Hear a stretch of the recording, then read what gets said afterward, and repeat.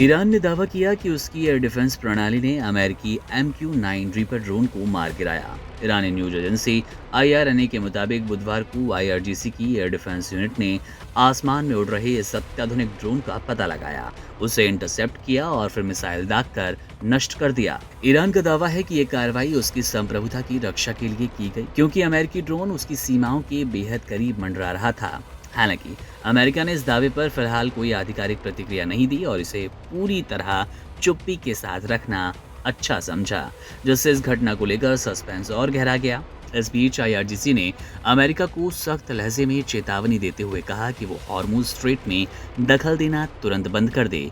Iran ने साफ कहा कि अगर अमेरिकी हमले इसी तरह जारी रहे तो स्ट्रेट में जहाज़ों की आवाजाही बहाल नहीं हो पाएगी, जिसका सीधा और बेहद बुरा असर वैश्विक अर्थव्यवस्था और सप्लाई चेन पर पड़ेगा। दूसरी ओर अमेरिकी सेंट्रल कमांड सेंटकॉम ने एक बड़ा दावा करते हुए कहा कि उसने मंगलवार और बुधवार को ईरान के 170 से ज्यादा सैन्य ठिकानों पर ताबड़तोड़ मिसाइल और ड्रोन्स हमले किए। अमेरिका के मुताबिक इन हमलों में ईरान की एयर डिफेंस सिस्टम, मिसाइल और ड्रोन के गोदामों, सैन्य स्पीड बोट और हॉर्मुज स्ट्रेट के आसपास मौजूद कई रणनीतिक ठिकानों को भारी नुकसान पहुंचाया गया।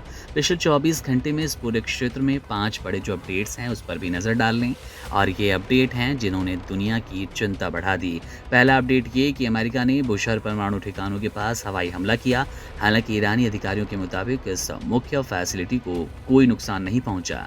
दूसरा अपडेट यह है कि ईरान ने जवाबी कार्रवाई करते हुए बहरीन, कुवैत और जॉर्डन में स्थित अमेरिकी सैन्य ठिकानों पर कई मिसाइल्स दागी, लेकिन इन देशों ने अधिकांश मिसाइलों और ड्रोन्स को हवा में मार गिराने का दावा किया। तीसरा बड़ा अपडेट है उत्तरी ईरान से, जहां ईरान के मुताबिक अमेरिका ने चीन और रूस से जुड़े एक बेहद महत्वपूर्ण और रणनीतिक रेलवे पुल पर क्रूज मिसाइल हमला किया, जिसे ईरान ने खुला युद्ध अपराध करार दिया। चौथा अपडेट वैश्विक बाजार से जुड़ा है, जहां हॉर्मुज स्ट्रेट से तेल टैंकरों की आवाजाही लगभग पूरी तरह ठप हो गई, जिससे वैश्विक कच्चे तेल की कीमतों में करीब 1% का उछाल देखा गया। पांचवा और आखिरी अपडेट है अमेरिका द्वारा दोबारा नौसैनिक नाकाबंदी किए जाने के डर से ईरान ने आनन फानन में एक ही रात के भीतर कम से कम 1 करोड़ बैरल कच्चा तेल और फ्यूल ऑयल निर्यात के लिए समंदर में रवाना किया, ताकि आर्थिक नुकसान से बचा जाए।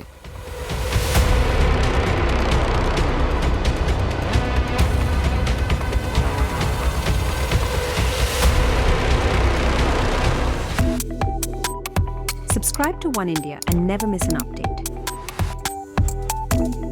Download the One India app now.